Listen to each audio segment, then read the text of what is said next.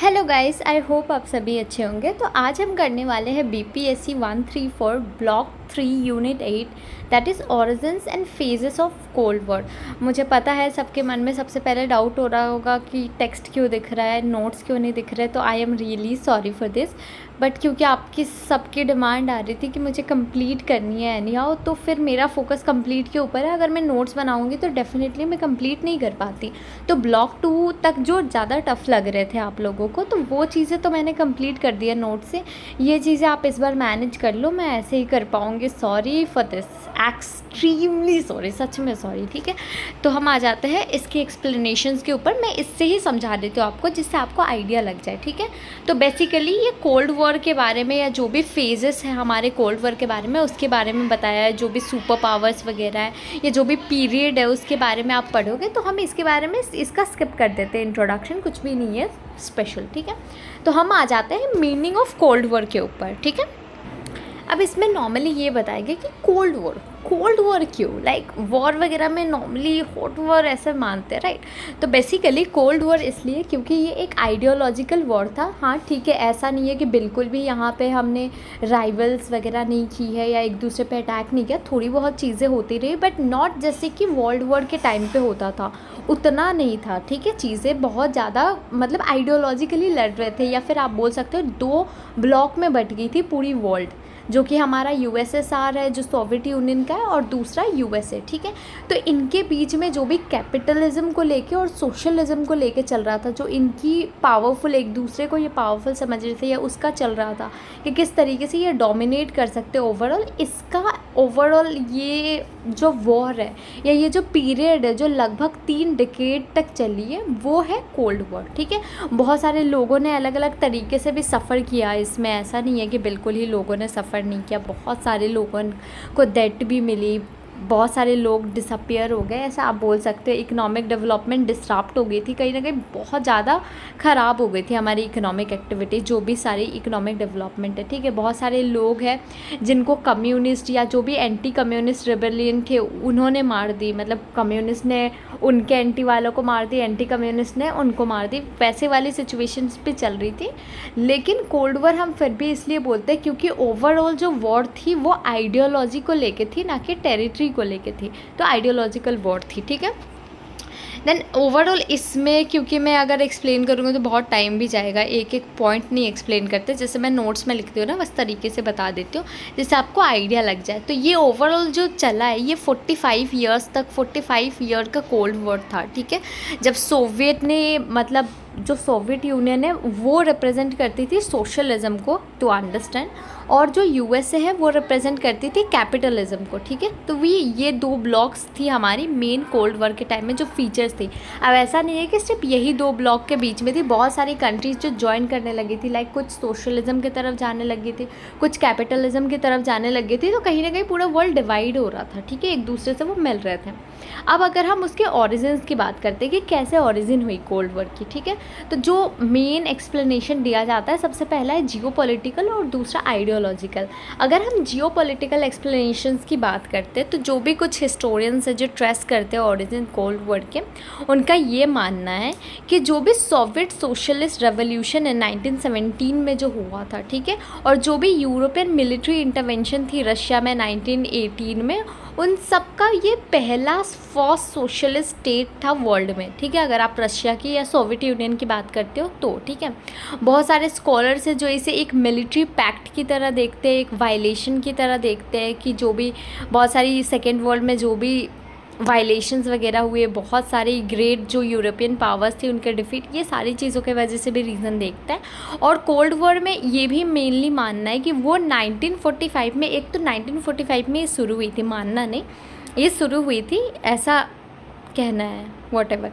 खैर 1945 में शुरू हुई थी। ठीक है, जिस टाइम पे सोवियत और अमेरिका दोनों एक दूसरे से बहुत ज़्यादा पावरफुल नेशन थे, मतलब कोई किसी से कम नहीं था। ठीक है, अगर आप देखो तो दोनों ही ज़्यादा पावरफुल थे, इसलिए इनके बीच में पावर और कंपैटिबिलिटी, इनकी कैपेबिलिटी क्या है, इनको लेके बहुत सारी चीज़ें हो रही थी। ठीक है, तो जियोपॉलिटिकल एक्सप्लेनेशन को अगर आप मेनली समझते हो तो इसका सिंपल सा ये है कि जो भी जियोपॉलिटिकल, मतलब जहाँ पे आप ज्योग्राफी पे भी फोकस कर रहे हैं, पॉलिटिकल पे भी।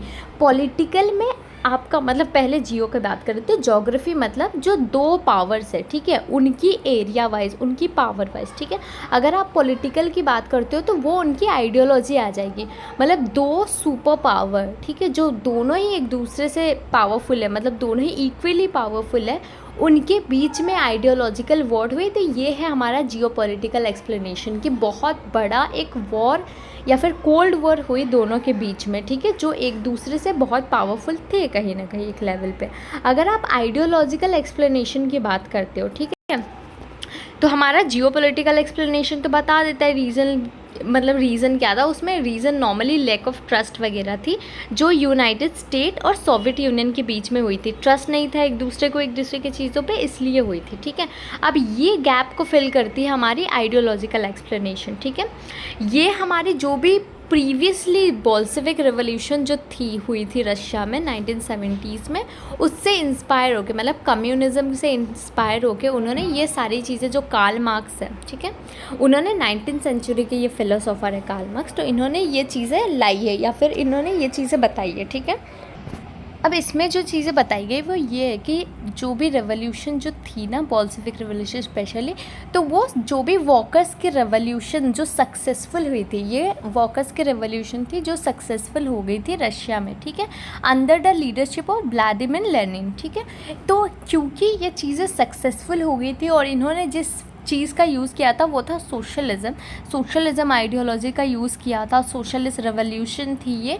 और ये एक बहुत ही ज़्यादा पावरफुल इंपॉर्टेंट मैसेज दे रहा था वर्कर्स को या जो भी एक्सप्लॉइटेड सेक्शन थे कि उनको भी पावर मिल सकती है अगर वो उभर के आते हैं या एकजुट होकर काम करते हैं, तो ऑब्वियसली उनकी चीज़ें होती है, ठीक है। तो ये मैसेज जा रहा था कहीं ना कहीं कि आप कैपिटलिज्म को ओवरथ्रो कर सकते हो बट नॉट सोशलिज्म में बहुत पावर है, या फिर वैसे कि एकजुट होकर सारी चीज़ें हम इकट्ठा कर सकते हैं, ये सारी चीज़ें, ठीक है।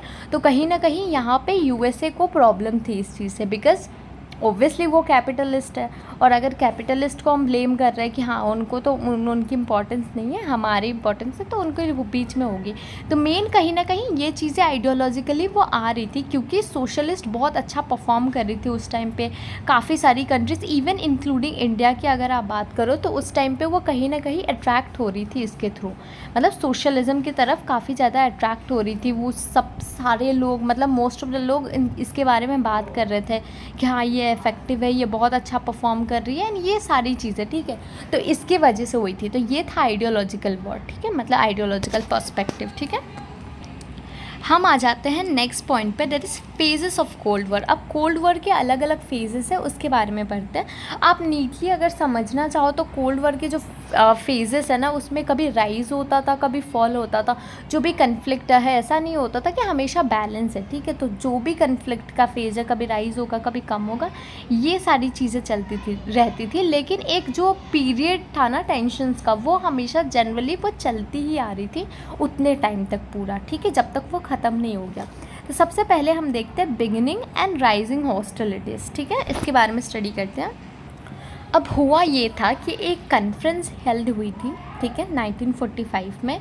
जो भी पोस्ट वॉर इफेक्ट थे, मतलब सेकेंड वर्ल्ड वॉर के बाद जर्मनी को जितनी सारी चीज़ें, जितनी टेरिटरीज़ का लॉस हुआ था या जितनी भी सारी उसको लॉस हुई थी, ठीक है, तो जो भी पोस्ट वॉर सिचुएशन क्रिएट हुई थी उससे कैसे डील करना है, ठीक है, ये सारी चीज़ों को मतलब वो उसमें हम कवर अप करने वाले थे, जो भी वो चीज़ें हुई थी या फिर आप बोल सकते हो जो भी कॉन्फ्रेंस थी।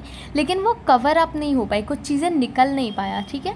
तो जर्मनी कहीं ना कहीं 4 ऑक्यूपेशनल जोन्स में बट गई जो अलग अलग लोगों के कंट्रोल में थी, like Britain, France, Soviet union, United state, ठीक है। अब ये जो 4 पावर्स थी वो एक मेन पार्टिसिपेंट थी जो भी हमारा कॉन्फ्रेंस था, याल्टा या फिर पोट्सडम, ठीक है। तो यूनाइटेड स्टेट की अगर आप बात करो तो यूनाइटेड स्टेट ने एक न्यूक्लियर डिवाइस जो कि जापान के ऊपर थ्रो हुई थी ना, 2 बॉम्बिंग जो हुई थी, ठीक है, तो उन्होंने न्यूक्लियर डिवाइस, ठीक है, बिना अपने वॉर अलाइज, जो भी उनके वॉर अलाइज जो कि एक सोवियत यूनियन भी था स्पेशली मेन उनका, तो उनको बताए बिना ही जापान के ऊपर 2 बॉम्ब फेंक दिए 1945 में, ठीक है, गिरा दिए। अब क्योंकि ये चीज़ें उनको as a super power represent कर रही थी कि वाह they are a super power, उन्होंने न्यूक्लियर पावर को मतलब न्यूक्लियर वेपन्स वगैरह या न्यूक्लियर डिवाइस छोड़ दिए ऑल वाले। वहीं पे दूसरे साइड में सोवियत यूनियन की नज़रों में उनकी ट्रस्ट कम हो रही थी, वो ट्रस्ट नहीं कर पा रहे थे अब, ठीक है, क्योंकि उनसे कोई सलाह मशवरा कुछ भी नहीं लिया गया, एंड देन उन्होंने जस्ट वैसे कर दी, ठीक है, इसलिए। मीनवाइल अगर आप देखो तो जो यूएस की इकनॉमी है वो भी बहुत जल्दी एक्सपैंड हो रही थी, जिसके वजह से उनकी इकोनॉमिक स्ट्रेंथ बहुत अच्छी हो रही थी। तो जो भी अफेक्टेड स्टेट थे उनको वो रिकवर कर पा रहे थे। उनकी इंडस्ट्रियलाइजेशन की फ़ेज़ अगर आप देखो तो वो भी बहुत ज़्यादा इम्प्रेसिव थी। तो ये सारी चीज़ों के वजह से, क्योंकि ट्रस्ट कम हो रही थी दोनों के बीच में, एंड देन कहीं ना कहीं उनके बीच में ऐसा भी था कि एक सुपर पावर की तो एकदम पावर उनका राइज़ हो रहा था, तो वो भी मन में कहीं ना कहीं ऐसा था कि ये तो ऊपर उठ रहा है, हमारा वहीं पे रह गया। ये सारी चीज़ों के वजह से कोल्ड वॉर शुरू हुआ था, या फिर आप बोल सकते हो जो भी हॉस्टिलिटी से दोनों के बीच में जो भी डिस्कम्फर्ट हुई थी ना, वो इसकी वजह से हुई थी, ठीक है। अब ये जो ट्रूमैन डॉक्ट्रिन है ये हम नहीं पढ़ेंगे, ठीक है, क्योंकि एग्ज़ाम में ऐसा कुछ नहीं आने वाला। नॉलेज के लिए बेशक पढ़ लो, कोई दिक्कत नहीं है, मैं बिल्कुल भी नहीं रोकूंगी, but I am not gonna explain this, ठीक है, इतना टाइम भी नहीं है, वी कांट, ठीक है, ओके। सो बेसिकली यहाँ पे ये भी है कि जो एक इकनॉमिक्स है, ठीक है, वो अलाइन हो रही थी या उनको रिकन्स्ट्रक्शन की ज़रूरत थी, ठीक है। तो अमेरिका के पास तो इतनी सारी चीज़ें थी तो वो कर पा रही थी, बाकी कंट्रीज़ वगैरह उतने नहीं कर पा रहे थे, ठीक है, वो बस इन्फ्लुएंस हो रहे थे। तो क्योंकि अमेरिका बहुत अच्छे से हैंडल कर पा रही थी या फिर वो as a main power, super power उभर के आ रही थी, तो इसलिए लोगों के नज़रों में वो बहुत ज़्यादा, जैसे कि आज भी आप देखो जिसके पास फेम है, पैसा है, उसके पीछे लोग जाते हैं ना, या फिर उसकी चीज़ों को फॉलो करते हैं। तो उसी तरीके से सेम बहुत सारे लोग अमेरिका की चीज़ों को फॉलो करने लगे थे या फिर कैपिटलिज्म की तरह मूव करने लगे थे, ठीक है, जिसकी वजह से भी ये सारी चीज़ें हुई थी कहीं ना कहीं। इवन आप नाटो की बात करो, जो NATO North Atlantic Treaty Organization बनी थी, ठीक है, वो भी बहुत सारी मिलिट्री रिस्पॉन्सेस या अदर ब्लॉक्स का आप देखो तो जो सोवियत यूनियन है, ठीक है, उन्होंने साइन किया था ट्रीटी ऑफ फ्रेंडशिप या कोऑपरेशन म्यूचुअल असिस्टेंस उनके साथ, जो भी ईस्ट यूरोपियन अलाइज थे, ठीक है। लेकिन जो चाइनीज़ के कम्युनिस्ट रेवोल्यूशन थे, ठीक है, स्पेशली 1949 के करीब आप देख सकते हो, तो वो एक वायलेंट सिविल वॉर के साथ, मतलब कोरिया के साथ उनका एक सिविल वॉर हो गया, ठीक है। बाय दिस टाइम अगर आप देखते हो तो कोरिया ऑलरेडी डिवाइड हो चुकी थी दो सेपरेट जोन में, नॉर्थ कोरिया, साउथ कोरिया।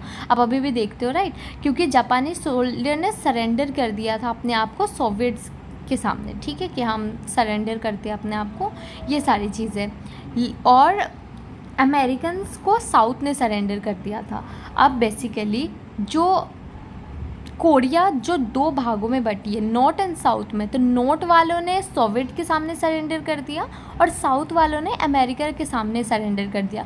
तो इसके वजह से भी कहीं ना कहीं दोनों ब्लॉक्स में बहुत ही ज़्यादा मतभेद वैसी वाली सिचुएशन क्रिएट हो गई थी, राइवलरी क्रिएट हो गई थी, जिसके वजह से कोल्ड वॉर का सिचुएशन बना एक्चुअल में, ठीक है। तो ये रीज़न थी। अगर हम डिटेंट की बात करते हैं, ठीक है, इसके अंदर में ये है कि जो भी क्यूबन मिसाइल क्राइसिस थी, ठीक है, वो चीज़ें एग्जिस्ट कर रही थी डिप्लोमेटिक कंसर्न्स के अकॉर्डिंग। अगर हम देखें मतलब एक डिप्लोमेटिक वे में, ठीक है, क्यूबन मिसाइल क्राइसिस थी। तो वो क्राइसिस जब एंड हुई, अब कैसे एंड हुई जब सोवियत यूनियन के जो भी मिसाइल्स वगैरह थे वो क्यूबा और अमेरिका से हटाई गई, और इस प्रॉमिस के साथ हटाई गई कि जो भी आइलैंड नेशन है उनको इन्वेड नहीं किया जाएगा, ठीक है। तब हमारी क्यूबन मिसाइल क्राइसिस एंड हो गई, ठीक है। अब जैसे ही ये एंड हो गई तो जो पीसफुल एंड था क्यूबन मिसाइल क्राइसिस का, इसने वर्ल्ड को ये रियलाइज़ करवाया कि बाईपोलर मिलिट्री हॉस्टिलिटीज़ होने का क्या मतलब, कैसा हो सकता है, उसका पोटेंशियल कॉस्ट क्या है, हमें क्या भरपाई करनी पड़ सकती है अगर बाइपोलर सिस्टम एग्जिस्ट करती है तो, ठीक है। तो उसके बाद, ठीक है, ये फेज शुरू हुआ कोल्ड वॉर में, जिसको डिटेंट बोला जाता है। अब डिटेंट ऐसा फेज़ है कोल्ड वॉर में जहाँ पे जो टेंशन्स वगैरह थी ना दोनों ब्लॉक्स के, यूएसए और सोवियत यूनियन के बीच में, उनके बीच में कहीं ना कहीं टेंशन्स रिड्यूस हो गए, कम हो गए कहीं ना कहीं, और जो भी आर्म्स कंट्रोल थे उसके ऊपर वो चीज़ें उस पर काम करने लगे, आर्म्स कंट्रोल वगैरह होने लगे, ठीक है। तो जो मेन पीरियड है डिटेंट का अगर आप बात करो तो 1963 से लेकर लेट 1970s तक की पीरियड को आप बोल सकते हो कि हाँ ये पीरियड थी जहाँ पे ये चीज़ें थी। अब इसी बीच में जो भी हमारा कॉम्प्रिहेंसिव टेस्ट बैंड ट्रीटी कि हाँ हम ऐसे ही टेस्ट नहीं कर सकते ऑन ग्राउंड, ऑन वाटर नहीं कर सकते, ये नहीं कर सकते, या फिर हमें आर्म्स पे कंट्रोल लगाना है, हम न्यूक्लियर वेपन्स वगैरह नहीं रख सकते, एक दूसरे को ऐसे ही ट्रांसफ़र नहीं कर सकते वेपन्स वगैरह, या जो भी अदर डेवलपमेंट वगैरह, चाहे वो हॉट लिंक क्रिएट करना वाशिंगटन और मॉस्को के बीच में, दो जर्मन स्टेट जो फ्यूडलिक रिपब्लिक है जर्मनी का और जो जर्मन डेमोक्रेटिक रिपब्लिक है, इनको भी as a super power recognise किया गया यूनाइटेड नेशंस के थ्रू, उनको भी मेंबरशिप दी गई। इवन वेस्ट जर्मनी को जो एफआरजी थे उनको नॉर्मलाइज़ किया गया, उनका रिलेशन ईस्टर्न यूरोपियन स्टेट्स के साथ और सोवियत यूनियन के साथ। अमेरिका और सोवियत यूनियन ने भी फर्स्ट उनका जो आर्म्स लिमिटेशन का जो है ना एग्रीमेंट, वो उन्होंने साइन किया था 1972 में। इवन जो फेमस हेलसिंकी समिट है, ठीक है, वो हेल्ड हुई थी 1975 में, और वो ये रिगार्ड करती थी कि जो भी कोल्ड वॉर है उसे बिरिड किया गया है, या फिर कहीं ना कहीं बहुत कम टेंशन्स वगैरह काफ़ी ज़्यादा कम हो गई है, या ऑलमोस्ट, ठीक है, ख़त्म हो गई है, ये है। तो हेलसिंकी रिकॉर्ड समझाना चाहिए क्या यार, बहुत टाइम लग जाएंगे, इतने टाइम है नहीं। ओके ठीक है, मैं थोड़े से शब्दों में समझा देती हूँ, ठीक है। तो नॉर्मली जो हेलसिंकी डिक्लेरेशन थी वो एक ऐसा एक्ट था जिसको इसलिए लाया गया था कि जो भी सोवियत यूनियन और यूनाइटेड स्टेट के बीच में डिटेंट की सिचुएशन आई है कि उनके टेंशन्स कम हुए हैं काफ़ी हद तक, उसको या फिर उनके अलायंस के बारे में, उसकी जो भी अलाइंस थे उसके बारे में बात करने के लिए, ठीक है। तो 1975 में जो यूएस और सोवियत यूनियन है, जो सारे मेंबर हैं नाटो के, उन्होंने वार्सो पैक्ट साइन किया था, जो कि हेलसिंकी फाइनल एक्ट के थ्रू आता है, और ये साइन हुई थी हेलसिंकी जगह जो है फिनलैंड में, वहाँ पे साइन हुई थी, ठीक है, जिसके अंदर में जो भी उनके कॉन्फ्रेंस हुई थी सिक्योरिटी या कोऑपरेशन को लेके, कि इन दोनों के बीच में कोऑपरेशन रहेगा, सिक्योरिटी रहेंगी, ये सारी चीज़ें, ठीक है। डिटेट का लिटरल मीनिंग यही है कि कम होता है टेंशन दो सुपर पावर के बीच में, जब जो भी उनके बीच में जो राइवलरी थी वो कम जब हो जाती है, ठीक है, काफ़ी हद तक, देन इट्स कॉल्ड दैट। तो हेलसिंकी रिकॉर्ड्स नॉर्मली ये है कि उनके बीच में एक फ्रेंडशिप आने लगी थोड़ी बहुत, या कहीं ना कहीं वो अंडरस्टैंड करने लगे, वो चीज़ें साइन करने लगे, पैक्ट वगैरह, चाहे वो नाटो हो, वार्सो पैक्ट हो, या फिर जो भी किस तरीके से हमें सिक्योरिटी कंट्रोल करना है, या किस तरीके से हमें मिलिट्री पे हमें कंट्रोल रखना है, ये सारी चीज़ें इसके अंदर में आती है, ठीक है। ओवरऑल डिटेल्स में तुम लोग पढ़ लेना, I was just giving the idea कि हाँ क्या है। और एक और चीज़ इसके अंदर में 35 कंट्रीज़ है जिन्होंने हेलसिंकी एग्रीमेंट साइन किया था, ठीक है, और उसके कुछ प्रिंसिपल्स है जो आप पढ़ के आपको समझ आ जाएगा, एक्सप्लेनेशन की रिक्वायरमेंट नहीं है, like sovereign equality and respect for the right, या फिर refraining from the threat of use of force, की फोर्स यूज़ नहीं करना है, या फिर पीसफुल सेटलमेंट होना चाहिए डिस्प्यूट वगैरह का, जो भी इंटरवेंशन है इंटरनल अफेयर्स में वो उसमें किसी का इंटरवेंशन नहीं होना चाहिए, कोई फालतू में ये नहीं कि घुस जाए किसी के इंटरनल अफेयर्स में, रिस्पेक्ट होनी चाहिए ह्यूमन राइट या फंडामेंटल, ये सारी पॉइंट्स है वो पढ़ लेना, ठीक है, ये पॉइंट्स काम आ सकते हैं मे बी, तो वो पढ़ लेना। अब हम आ जाते हैं रीबर्थ एंड एंड, ठीक है। अब सबसे इंटरेस्टिंग चीज़ कि रीबर्थ और एंड एक साथ कैसे, ठीक है, तो मैं बताती हूँ। डिटेट की सिचुएशन जब आई थी जहाँ पे टेंशन्स वगैरह कम होने लगी थी दोनों के बीच में, वो अराउंड 1.5 डिकेड्स तक चली थी। उसके बाद ही, उसके कुछ टाइम बाद ही, ठीक है, जब लोगों को लगने लगा था कि कोल्ड वॉर अब एग्जिस्ट नहीं करती है, कोल्ड वॉर नहीं है, तभी उनके बीच में एक वॉर हो गया। अब उनके बीच में डायरेक्टली नहीं हुई थी, हुआ ये था कि जो भी कम्युनिस्ट रजीम थी वो पावर में आ गई थी अफ़गानिस्तान में, ठीक है, जो भी अफ़गानिस्तान में सारे कम्युनिस्ट रजीम पावर में आ गए थे, ठीक है। अब कंट्रीज़ अचानक से क्योंकि पावर में आई तो इसलिए सिविल वॉर हो गई, ठीक है। अब इसमें डीप इन्वॉल्वमेंट था, दोनों का इन्वॉल्वमेंट था, इवन यूएस भी बहुत अच्छे से पार्ट ले रही थी और सोवियत यूनियन भी बहुत स्ट्रांगली पार्ट ले रही थी, और वो एक दूसरे के खिलाफ खड़े थे, ठीक है। अब जो अफ़गानिस्तान में जो मोनार्की ऑलरेडी थी उसको एबलिश किया था मोहम्मद दाऊद खान ने 1973 में, और उन्होंने ही, ठीक है, मतलब खुद से खुद को प्रेसिडेंट बना लिया न्यूली फाउंडेड रिपब्लिक का। मतलब उन्होंने अफ़गानिस्तान को नया रिपब्लिक घोषित कर दिया और ख़ुद को वहाँ का प्रेसिडेंट बना दिया खुद ही, ठीक है। अब क्योंकि दाऊद को ये लग रहा था कि पॉसिबली उनके जो नेबर है पाकिस्तान, वहाँ से थ्रेट आ सकती है या उनको प्रॉब्लम फेस करनी पड़ सकती है, क्योंकि पाकिस्तान को कंटिन्यूसली मिलिट्री असिस्टेंस मिल रही थी यूएस के थ्रू, ठीक है। यूएस उसको मिलिट्री असिस्टेंस प्रोवाइड कर रही थी, इसलिए दाऊद को ये डर था कि वो अटैक कर सकते हैं। तो इसलिए अफ़गानिस्तान सोवियत यूनियन से हेल्प ले रहे थे इस चीज़ के लिए, ताकि वो बैलेंस कर सके पाकिस्तान में, क्योंकि उन्हें आइडिया था कि दोनों राइवल्स है, ठीक है। अब जो सोवियत यूनियन के जो भी वेपन्स वगैरह है, क्योंकि वो अफ़गानिस्तान में नहीं पहुँचे सही टाइम पे, ठीक है, तो वो उन्होंने मतलब जो मतलब उनका ये मानना हो गया या उन्होंने इस तरीके से इंटरप्रेट किया कि दाऊद के हट को और ज़्यादा स्ट्रॉन्ग बनाया जा रहा है इवन अफ़गान कम्युनिटीज़ को, ठीक है, जिन्होंने हेल्प किया था दाऊद को एज अ प्रेसिडेंशियल ऑफिस उनको पाने में, जो भी काबुल वगैरह में उसमें हेल्प करता हुआ दिख गया, ठीक है। तो सिचुएशन सुन जो मतलब आउट ऑफ कंट्रोल हो गई जब दाऊद ने ये बताया 1978 में जो उसके सपोर्टर्स वगैरह थे उनको एग्ज़ाइल भेज दिया गया, ठीक है।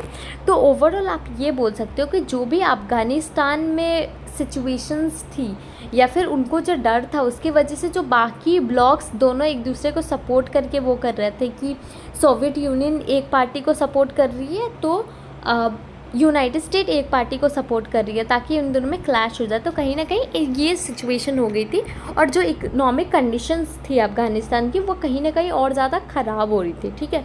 मीनवाइल अगर आप देखते हो तो जो अमेरिकन एम्बेसडर है वो भी मारे गए इस सिचुएशन में, ठीक है।